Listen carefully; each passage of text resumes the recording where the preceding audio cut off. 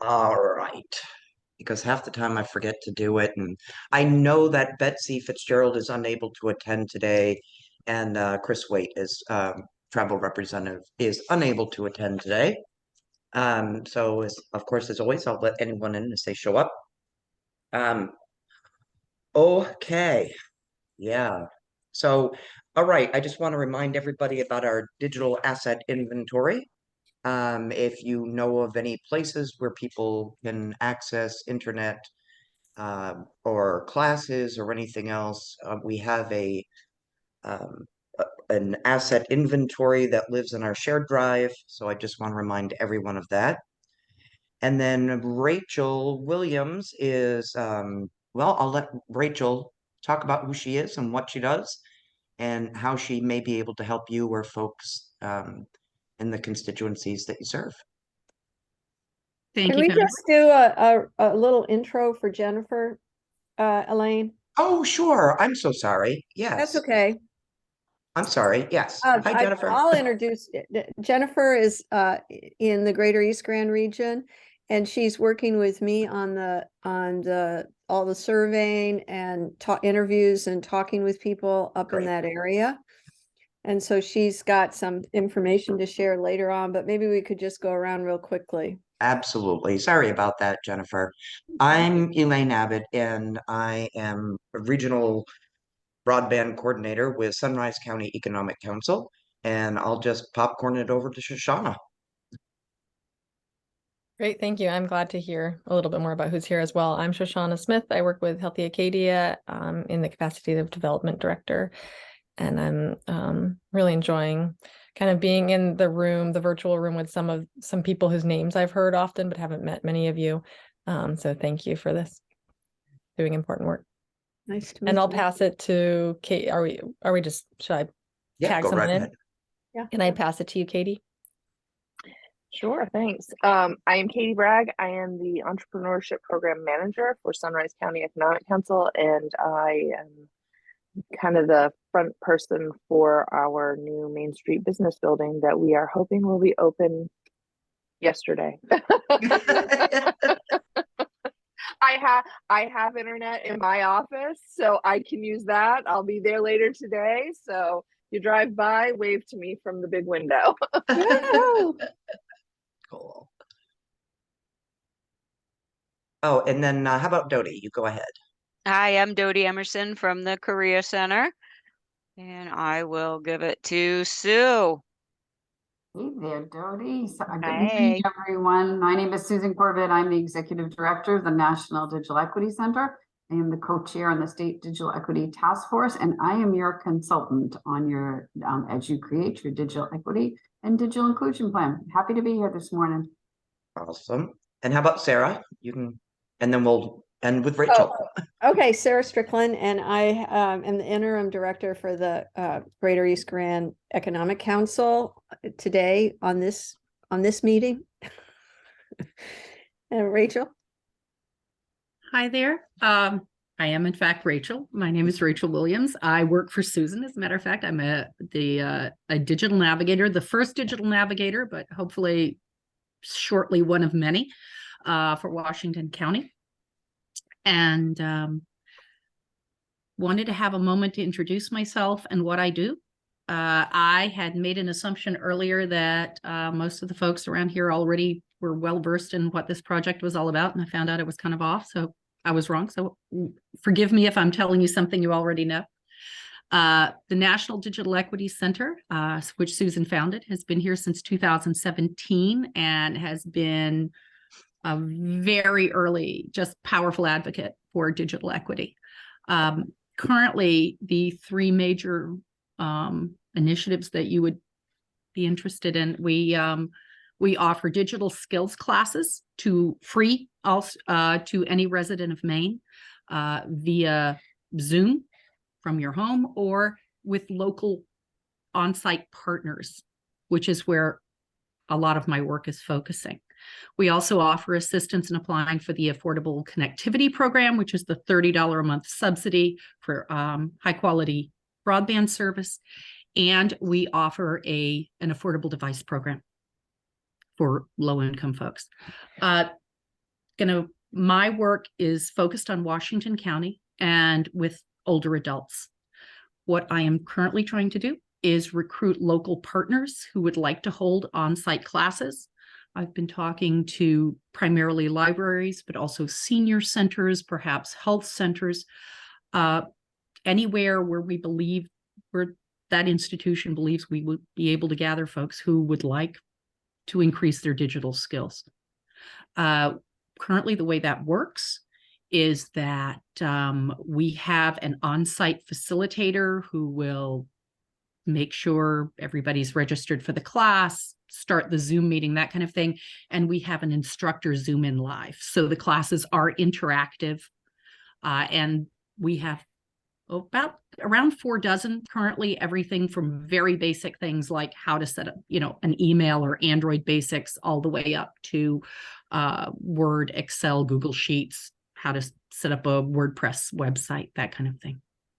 And right now we've been working with the Calais, Eastport, Machias libraries that looks like there's going to be set to go on pretty soon. We're talking to the town offices in Baileyville and Jonesport. And then we're moving westward. So we're really we're hoping to be able to offer really good coverage across the county. Yes, Jody. Oh, That was my clapping emoji. okay. I think it's I'm awesome. sorry. I love sorry I misread it. NDEC. So we're pretty excited about it. There's obviously a lot of issues for our older folks, whether it is access to telehealth or connection to their families, working with Social Security and other benefits that are those are all just skills that are becoming pretty crucial. And we're hoping to be able to make those accessible and workable. And if someone wanted to talk to you, Rachel, to learn more, if you could drop maybe your Yep, email in the chat and absolutely. maybe And- even the link to NDEC site so folks can. Mhm. I think I just got something in my eye. Oh, So now I can okay. dig at my eye on while I'm being recorded. So yeah, if you could drop those things in the chat, then people can take a look at Absolutely. I mean the plethora of classes. And one that I'm going to own up to this is that I actually was an instructor at NDEC and before coming to SCEC. And one of my favorites to teach was internet safety, because it didn't matter.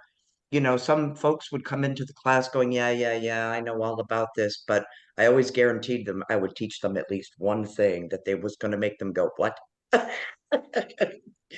And internet safety is vital as more and more people come online. We know even it's scary to answer your phone these days, never mind trying to wade your way. We do have a question in the chat from Melissa.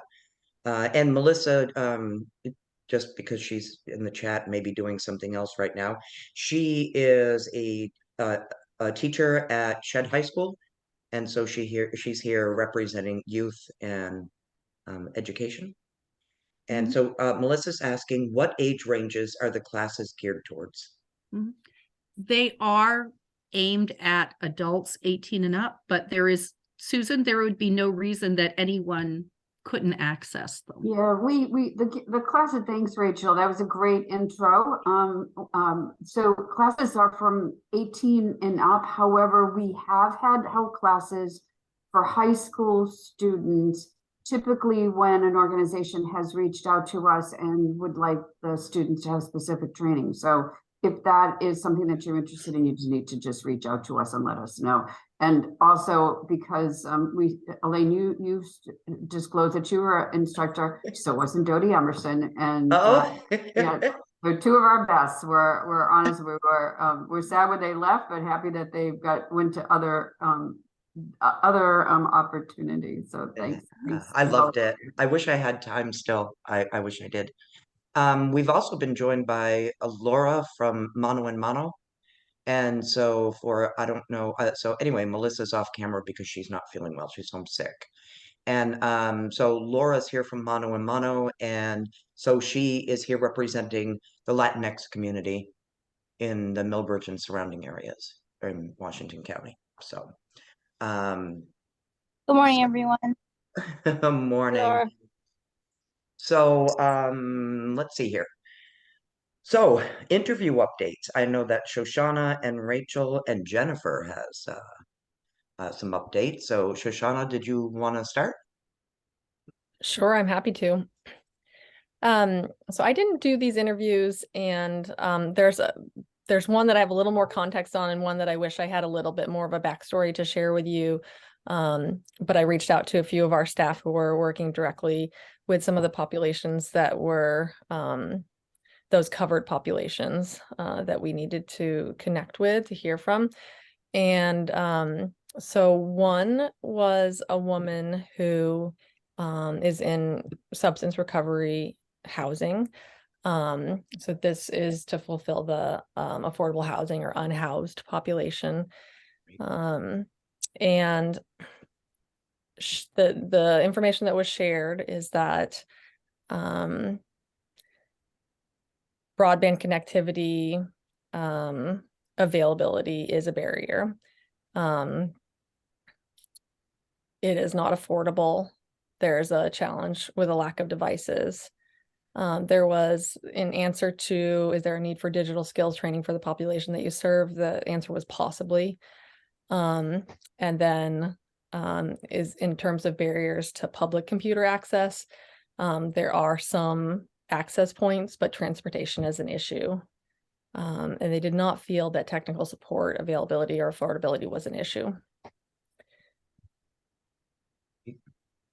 And so that's the one that's a little bit more bare bones.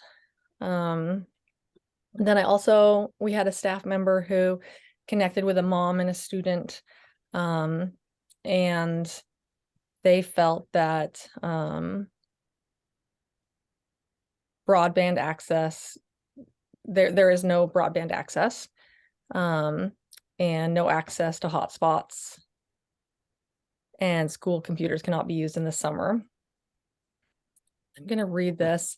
This family is not offered access to a broadband service as they live down a dirt road and there's no service provider in their neighborhood. This is a common story in this area where the family lives, and you know, an existing reality for other families right around them. Step one would be access to home-based broadband in sparsely populated areas or neighborhoods. Another family utilized a cellular-based hotspot to access the internet. Having increased access to hotspots could be a way to alleviate this barrier. Our staff member and the mom and youth talked about how in the past the local library loaned out hotspots for families in need. The funding dried up and this program went away. However, it was highly used and valued, and it helped to establish libraries as a key point of access for information and technology, which is a win for the families and for the libraries. And there was a recommendation from the staff member for library hotspots, summer computer access, broadband expansion to sparsely populated and remote neighborhoods, and with a specific emphasis for this population around increased resources and access in the summer and through schools. So those were the two interviews that we have from Healthy Acadia right now. That was fantastic. Absolutely fantastic. And very sad. It is, I just have to ask, Cherryfield? I actually don't know. You I don't can know. get that information if that's helpful. It's not, it doesn't, I was just wondering. I mean, it's a story that I hear. Sounds right to me. It sounds right. Yep. Yeah. I did a youth broadband survey almost a year ago, and that's a very familiar refrain. And Cherryfield was definitely very involved in taking that survey. They had like a 100% response rate from the schools, from the students, and that was a very common refrain. That once that funding for those hotspots dried up, it just became a nightmare. You know, just an absolute nightmare. So this is, you know, these are important things. You can start to see what starts to come out, and that's where Susan's going to help us guide us along to what our recommendations and you know, countywide, and how we can address those. Maybe it's how the county how individual towns, maybe how the state has to address it, whatever. But you can start to see the point of, as you listen to these stories of what and the importance of what we're doing. Cool. And thank you. And Rachel, I think maybe you had the health center or two to report on. Excellent. I have been talking to folks over the age of 55. So obviously health care is a major issue here. I did speak with the staff of our local health center here in Eastport. They were very enthusiastic, but to any assistance. And when we talked about barriers, it was almost this gush of all of them. Their immediate questions were about affordable devices for their patients. They have a largely low-income patient base. And I feel like, where's a computer is kind of an easy one to say because it's an obvious one. Without a computer, nothing else happens. But when we spoke about it in a little more detail, there was a good bit of commentary that they thought their probably access to internet was a problem. A lot of the patients we were discussing had very vague ideas about what was available or not available. One person I spoke to in town, for instance, when I did a previous interview for this project, there was kind of deer in the headlights look when I asked about accessibility issues. And this was a person who had a smartphone, but her daughter paid for it, and anything else was just asking just for the moon. This was just not something that she had ever engaged with. Going back to the health center staff, the most enthusiasm that I heard when I was in terms of ideas for ways their patients could use it was from the community health workers. For instance, we have someone who specializes specifically in diabetes education. And the barriers for her patients were, as I said, all of them. Many of them were living very remotely. Many had either no access to broadband, or it was not affordable. And at that point, and they were low income. There was devices. There weren't devices in the house, and there was no skills in using them. And the frustration, the other part of this was when we talked about this, what NDEC could offer was, this sounds amazing. We could so use it. Don't ask us to do anything. Yeah. And I am getting this, and I think that I feel like this was a theme that I have heard from pretty much every human service person, medical folks, librarians, is that everyone right now is very stretched.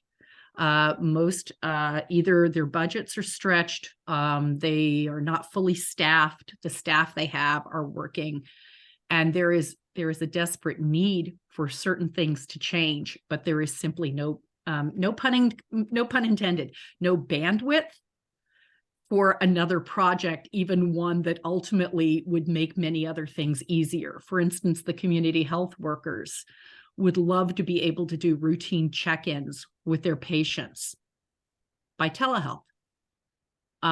We are talking about folks who live remotely, sometimes down a dirt road, 45 minutes in one direction, 45 minutes to the next one.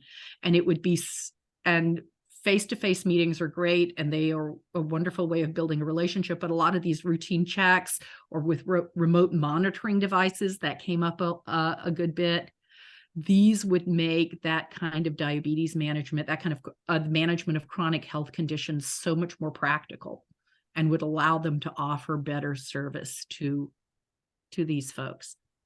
But our population is, we're hearing this again and again. I don't think this is surprising to anybody I'm talking to. Their patient base is elderly, poor, and lives remotely. And all of those barriers are there. A hotspot, for a lot of these folks, isn't even a thing they could define.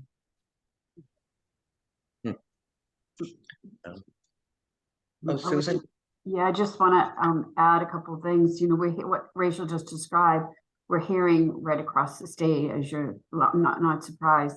Marcy, one of our instructors, is currently putting together, and we've sent it off to New England Telehealth Resource Center to be vetted, a class on specifically on telehealth, how people can participate in telehealth visits. The other that I think is just interesting, you know, to the point of, you know, those that are in this space are just they don't have the bandwidth and capacity to take on another thing. There is a model that we're going to be watching from Aroostook County Community Action Partners. They are one of the FCC outreach grant, and they are going to add the digital navigator outreach, which is helping people sign up for a benefit or getting an email address to sign up for the FCC benefit. But they're going to incorporate the digital navigator component into their outreach workers. So I think that's going to be something to watch as time goes on. But it is a real problem. You know, I was in the healthcare field for 25 years. You just don't have, you're doing everything you can to stay above water to keep your patients healthy, much less take on yet another project. So it's a very, very real issue. And when we have that, when that finally the curriculum is ready to be released, we'll make sure that Aline has it and Rachel, you have it, so that it can be, it may be something that you'll be able to facilitate at a healthcare facility to help. Great, thank you very much, and thank you, Rachel. And does anybody have any questions for Rachel about or Shoshana? Excellent. So now, Jennifer, you're on. All right. Greater East Grand region, being heard from. Love it. Yes, and I've really had my eye opened, I have to say, with these interviews. This is a community I've lived in my whole life. And, you know, we have a community center in Danforth, and that's where I started with my interview. I dropped in on the ladies who were doing arts and crafts, and they are elderly, you know, low income ladies. And I didn't know the barriers. They a lot of them have either no internet connection because they don't get it where they live, you know, or they have HughesNet, which I think they sell people on the idea of internet access, and it just isn't working in this area for these people. And now they're stuck in a contract and they can't get back out, and the service is horrible. And so I'm really feeling for them in that aspect. But also when I asked them, is there an interest in learning how to reduce your fee, you know, by $30 a month, they basically said, we're going to be here again Wednesday, come back with those applications. so I did. They have decided what I'm doing with my time. So but I'm learning a lot. And what I would like to know, actually, I guess I do have a question, is I printed the application, and I'm utilizing that community center is a blessing for these ladies, for everybody. But, you know, I'm utilizing their internet access and their printer and everything, and photocopying their driver's license, because I couldn't do the application online. It would just lead us in a loop. Like, we'd fill in all the information, hit submit, and it would act like it didn't take. Huh. So I know that there were problems, Okay. but obviously they haven't fixed them. Susan, do you have any updated information on that? We don't have any updated information on that. Huh. Okay. Was this one particular day, or did it Yes, happen? was. Yes. What day was it? It was, I want to say last Wednesday, but don't quote me Okay. on that. But it was last week. Yes, it was. Okay.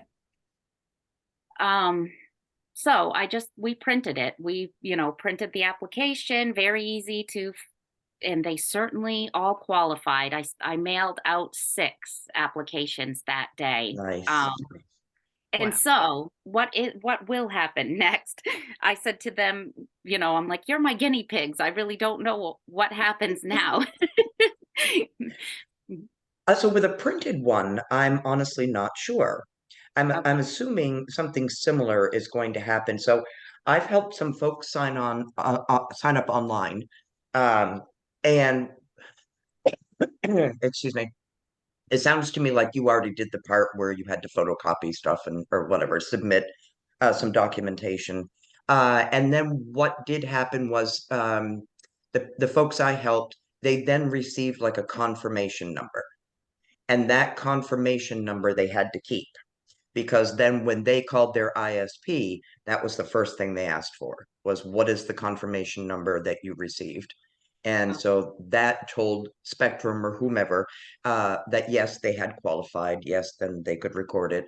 And then it was instantaneous.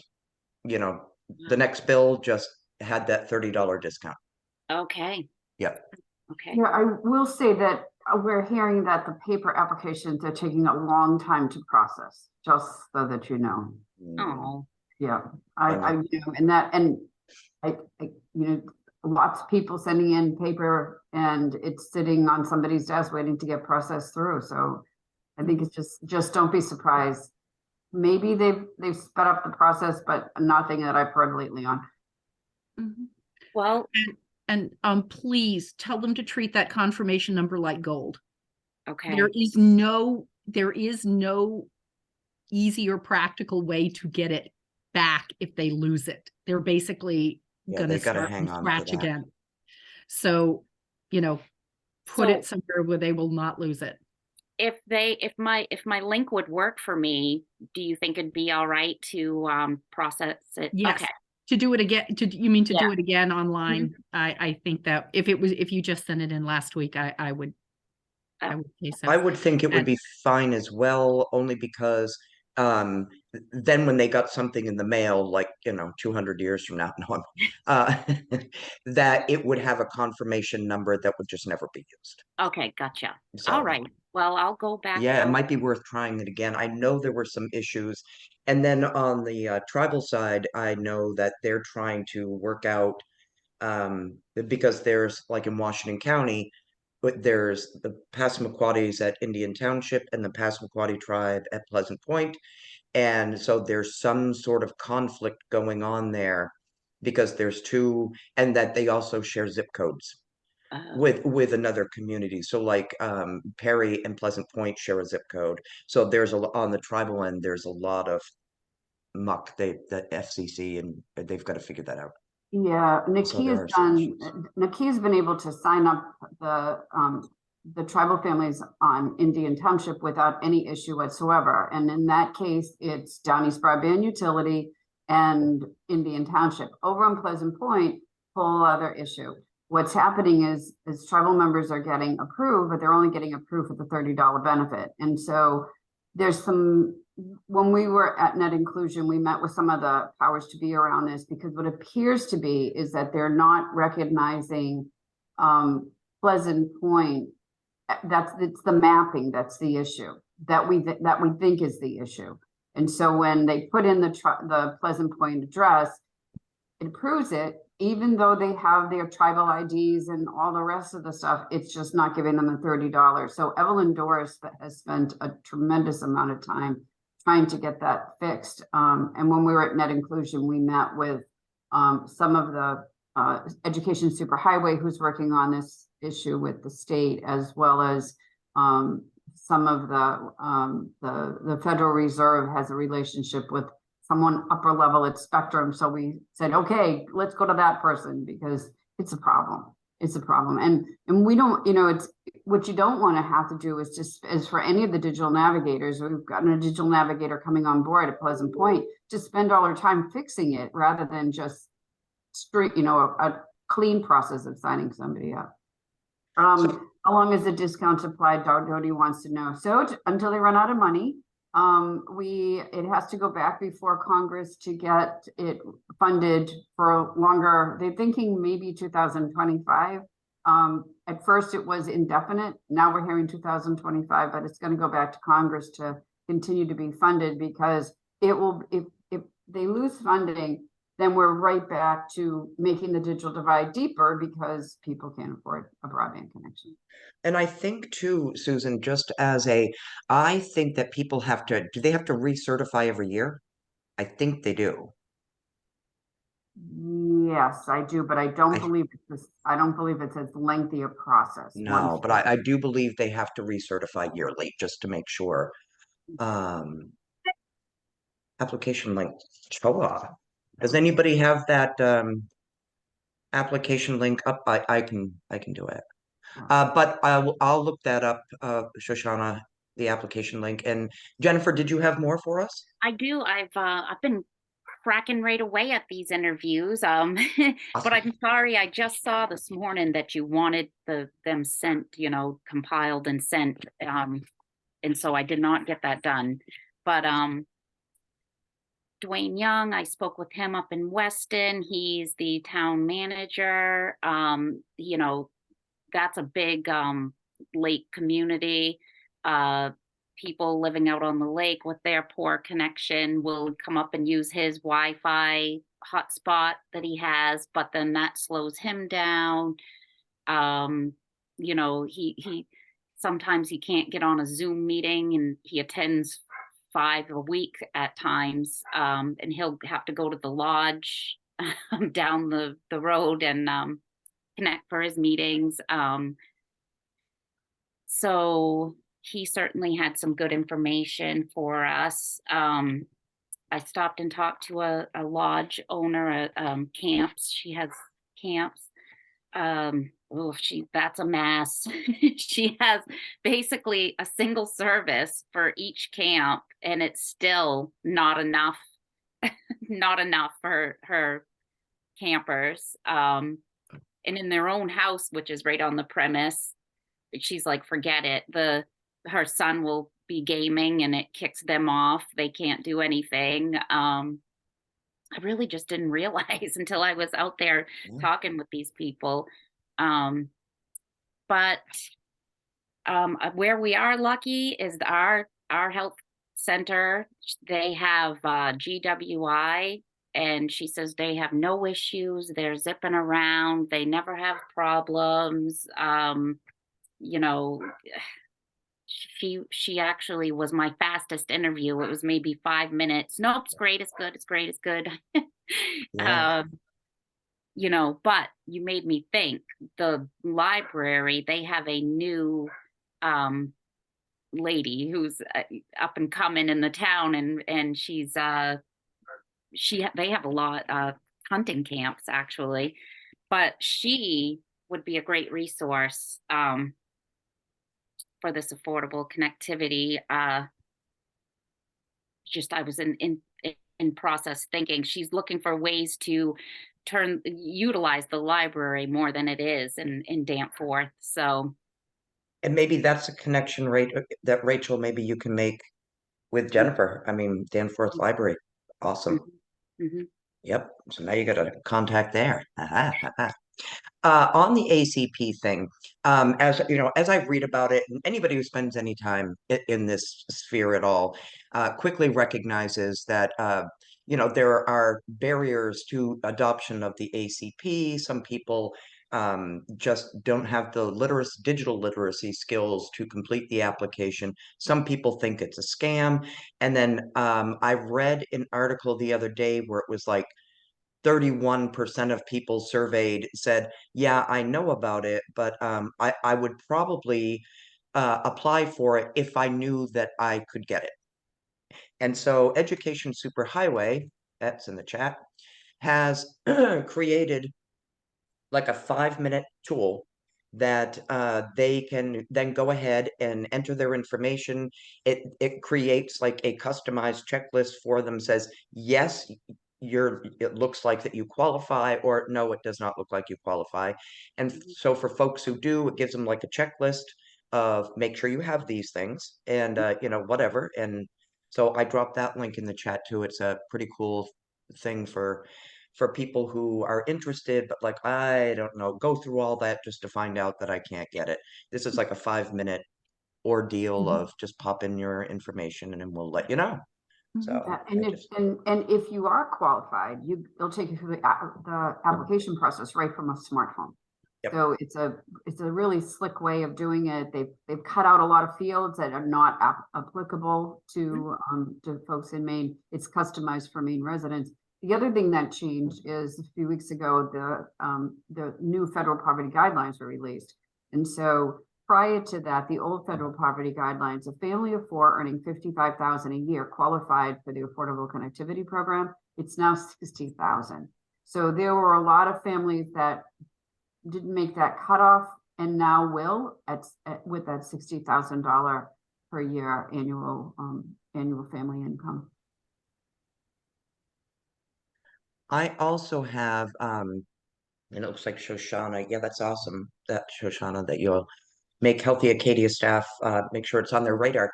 I have some easy to understand fact sheets that I created with Maine Broadband Coalition. And I have them in English and in Spanish that just kind of says, like, what is the ACP? Is it a scam? It's just like a frequently asked question fact sheet sort of thing.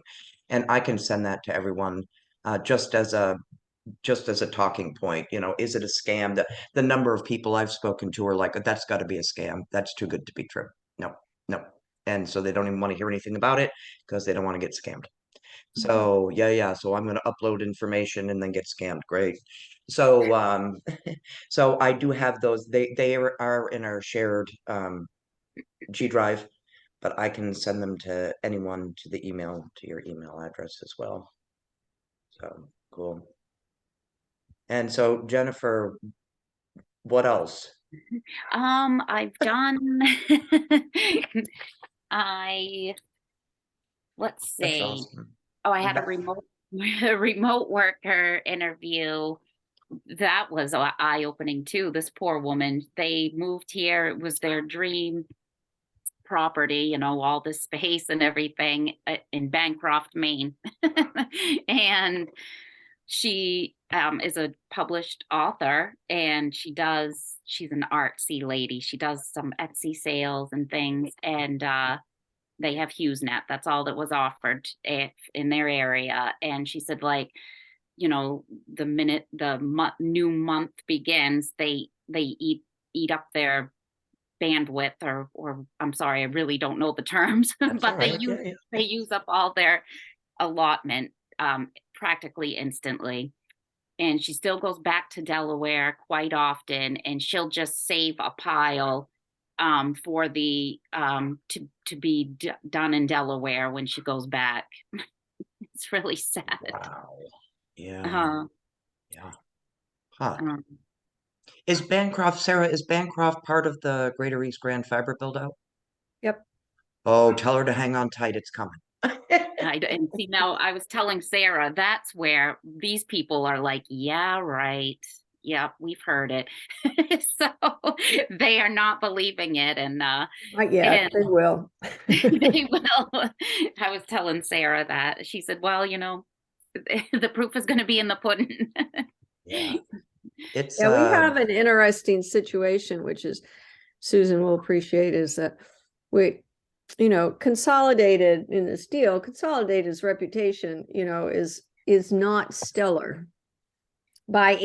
Stellar is just not even a word in the vocabulary list that people use to describe Consolidated's age-old DSL service. So we have some, and it's interesting, the broadband committee went round and round on this because in terms of its recommendations, because of that reputation and the ways in which Consolidated has chosen to do business. So there's some PR hurdles that Consolidated and i.e. Fidium are going to have in terms of take rates and moving people from any service that is halfway decent, I think, just because of that. So they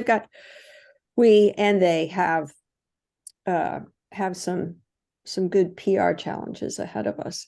And that's going to be true for Consolidated no matter where they are in the state of Maine. And Sarah Davis and I have to have some conversations about that because their PR machine needs to get organized a little bit about this.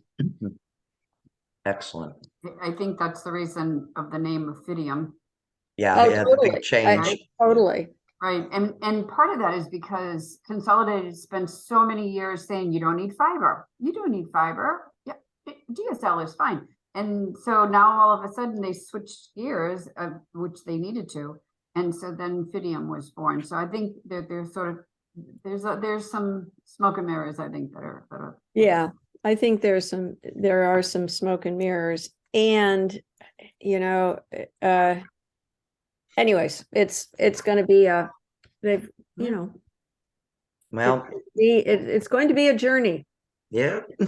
So thank you, Jennifer. That was an amazing amount of information.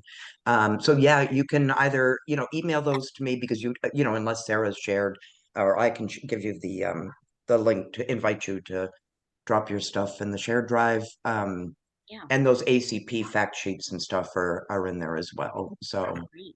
yeah, Thank yeah, you. they're in there too. I wanted to touch base on in the agenda. I put the Maine Connectivity Authority statewide survey link on our agenda. Here it is again. So Maine Connectivity Authority is looking for they're building a statewide digital equity plan that of course is made up of all the regions like the ones for Washington County.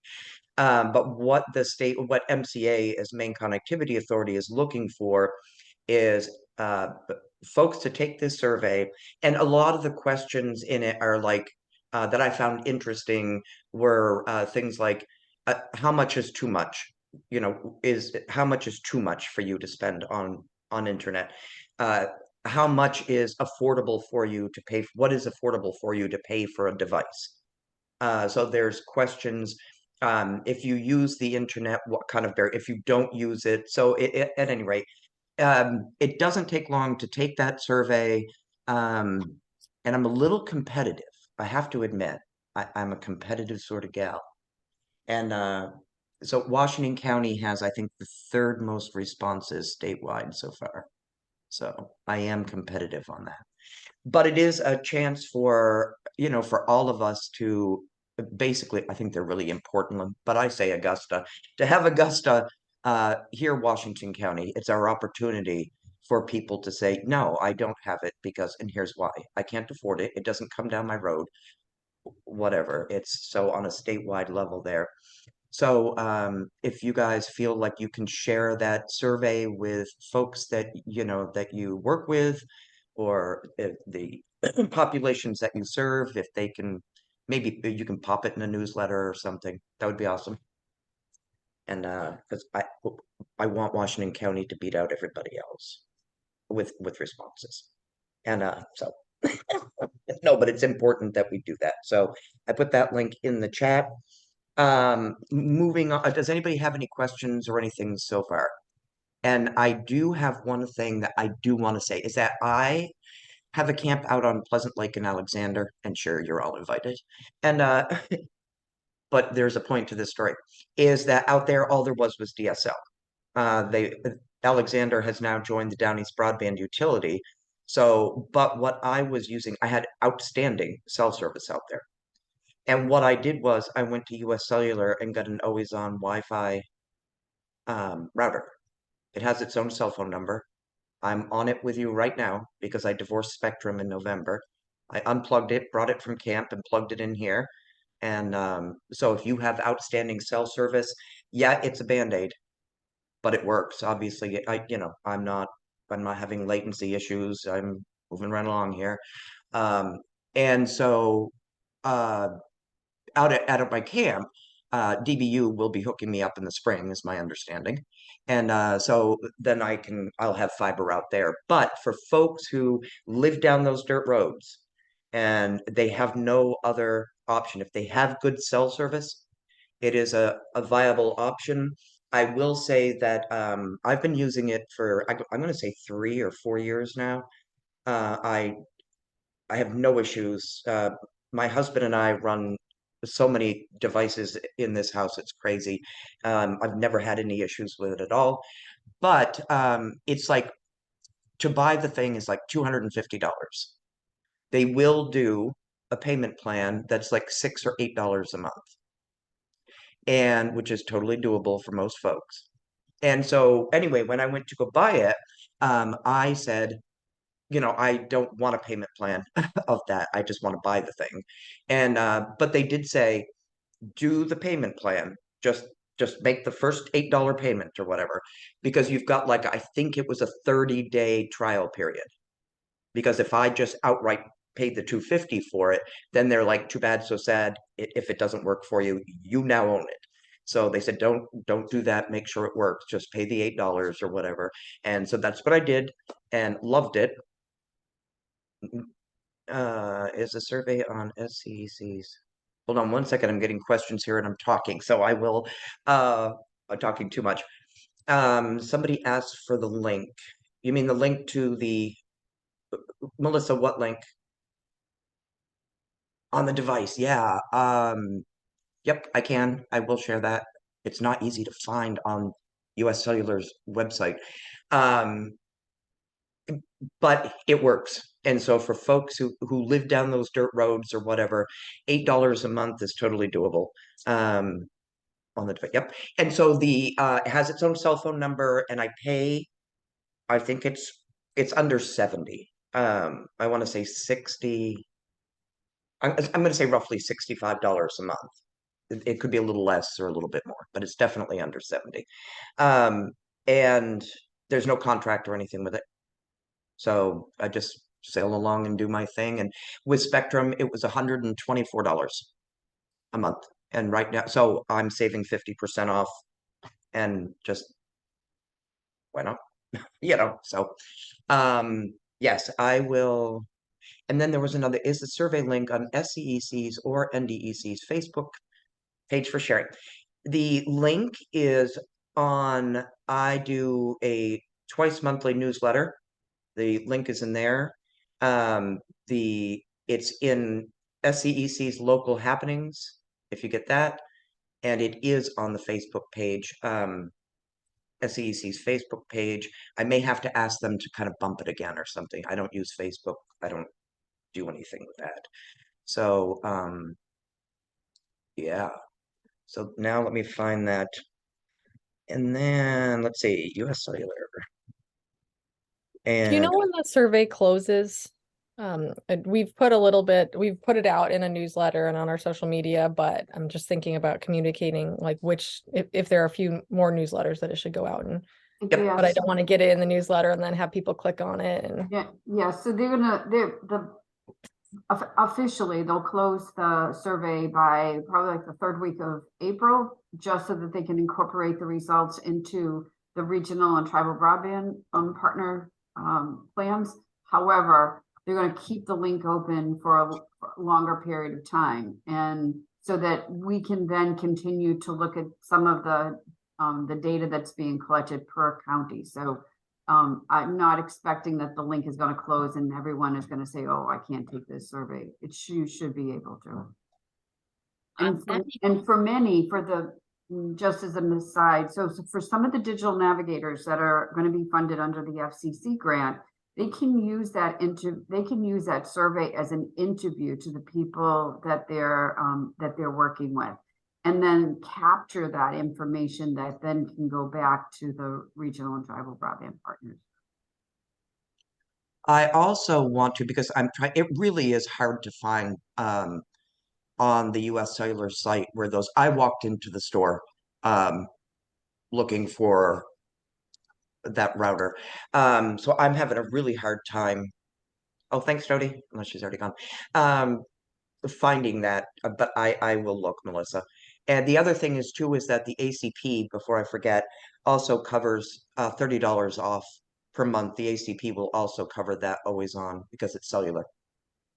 And so the ACP will cover that too. And so, yeah. And the plan started like 50. I think I bought the middle of the road thing. It was camp, but I'm using it here without issue. So yeah, so the sort of, yeah, April or so. Yeah. I have a Ooh. question about the survey as well. I just Yeah. thought, so like my ladies at the arts and crafts, if I came with my laptop, could I set each one of them down to do that survey on, like, is it gonna look like I'm filling that out myself multiple times to, okay. No, it's not going to be tied to the IP address. So you can either, interview someone and fill it in the questions, or they could again sit in front of your computer and take that survey. Great. Thank That's you. a great idea. Yeah, it Yeah. is. I know. Yeah, okay, so we're bumping up. Whoop. Okay, I just wanted to run past, and Laura, she's still on here, the folks at Mano a Mano, she is, went over our draft vision statement and added one more thing, so I sent out an amended agenda on Friday. So right now, our vision statement, I would just like to make sure that this is it, we're good with it.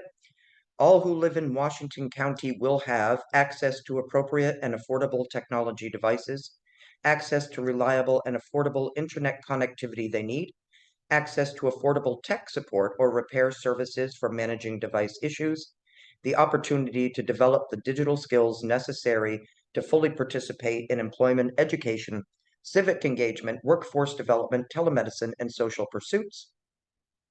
And then, of course, Washington County will continue to grow and sustain the capacity and infrastructure required to increase digital equity for all, regardless of race, class, gender, sexuality, ability, immigration status, age, income level, religion, lived experiences, geography, socioeconomic status, language barriers, and more.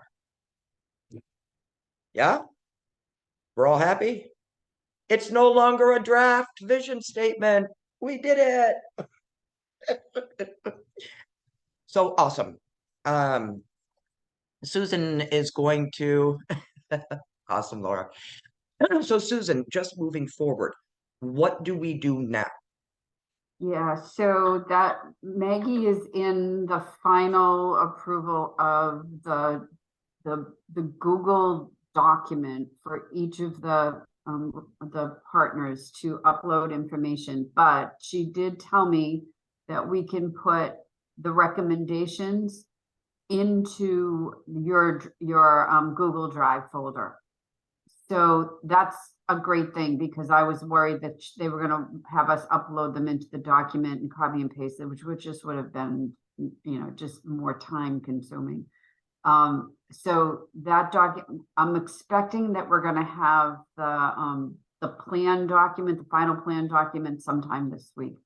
So, and I may send it over to you, Elaine, just to take a look before we actually send it out to everybody else, because you're going to be the first one completed. We really are, yeah, Washington County is way ahead of the curve on this plan. And Yeah. just the kudos to all of you too, because what we're able to do is say, here's what Washington County is doing, here's what it looks like, and it's been helping some of the other regions who have not been historically working in the digital equity or even the broadband space. So this has been very helpful. And for Elaine and I, we've been able to sort of work out what does this all look like, and which has been helpful, really, really helpful for me. So thanks all so much. Yeah, I appreciate all your work and stuff, definitely. So for those of you who did your interviews or whatever, you can either send them to me, or you can drop them straight into our shared drive. Jennifer, I'm going to get you, send you, or whatever, invite you to participate in that. And so that's it for today. And then, so what Susan and I were talking about is, it's a plan template that Maine Connectivity Authority is working on, so that we can, our insight, our recommendations, that whole, whatever it's going to look like, because we need to start working on from here. The obvious step is, okay, now we know this, but what can we as a county, we as a state, we as everything, what can we do to address these barriers? Elaine, are there areas, I know we're continuing to interview different kinds of segments in the Greater East Grand region, but are there segments that we're missing? Are there covered populations that we're shy on, so to speak? Veterans. Okay. Okay. I Yep. have something that I'm trying for that. Excellent. I want to. The other thing I'm wondering about is there anybody in Machias who could just go sit at the VA center across from the post office? I mean, it's smoke filled and it's a really ratty place, but everybody's sitting there around the bar. I mean, it's like that. Sounds Oh, you mean like a my kind of VFW? place. The VFW. Oh, Yeah. not VA. Okay. Okay, I'm like, what? I was No, like, no, there's not no the VA, VA. there. No, not the VA, the VFW. I mean, it's like they're always there, and it's it's So not a I know lots of veterans. I know a ton of veterans. The problem is they don't fit the demographics. And that's where for me, the demographic for financial is not there. So me talking to them is not, helpful. And I'm sure there are some that do hang out at the VFW that would meet it, but there are a lot that don't. So I don't know. I don't know how to reach that demographic. That's a hard. Yeah. Jennifer, you seem to think that you might be onto something here. Yes, I do. I have my beloved Papa Phil, his name is, and he fits the demographic. And he they meet at the they have a lodge. What do I want to say? Or a Legion or American something. Legion, yes. So, I was telling Sarah too that I was having trouble just kind of pinning him down on getting there. And Sarah said, just even getting his insight, and he could speak for the others, which he certainly could because but I think he's actually going to have me come to his meeting. I think I can get this interview in. Cool. But you're absolutely right. I know there's two guys down the street, but they just don't fit the demographic. That's the problem too. But Yep. And that's, yep. All right, Susan, anything else? We've got just 2 minutes left. Awesome. Rachel, I have a quick question for you, Rachel. Sure. My delayed response here. Okay. When talking to the people at the medical centers or the elderly populations, the woman you said that has a smartphone, her daughter pays for it, she doesn't do that. What is the what do you think the reality is of her actually using it? Like, if it's available, is she going to use it? Because I was a social worker for a while, and the telehealth would be amazing, but I worked with a lot of people that were like, I will not do that. Like, internet is not for me. So I'm just curious what your feeling was. Assuming, and there is one assumption built into what I'm going to say, which is she has come to the conclusion that this is a thing that will make her life better, that she is self-motivated to do it. It's still heavy lifting, but I mean, if you're just dragging her in kicking and screaming because her daughter says I have to do this, odds are it's not going to work. Right. With the folks that I have worked with, when they were motivated to do it, and my previous job, I worked with a population that was mentally ill, largely elderly, and largely low income. I'm going to tell you, video calls were the bomb. When they figured out they could do a video call, they could see somebody they cared about. That was huge. If you have, I think you tailor what you're doing to who you're talking about. A tablet is easier to learn on than a laptop. Yeah. You zero in on those skills that make that person's life better. As long as she is terrified, it's not going to happen. If you can if you can go through these 10 steps, we're going to turn it on. We're going to adjust the volume. We're going to hit the Zoom icon on the swipe up, hit the Zoom icon. Mm-hmm. If you make it doable, because a lot of these women who think they're terrified, and I'm saying women here because it's largely who Mhm. I'm talking about. Older women who think they're terrified of technology, they are on Facebook 2 hours a day. Oh yeah. Oh, absolutely. Absolutely. They are already using technology. Yeah. They are using it in that way. That has become a lifeline. Yeah. But it's gonna, if they don't believe it has anything from them. But I think telehealth, especially in a remote area, the lady I was talking about was actually a cancer survivor.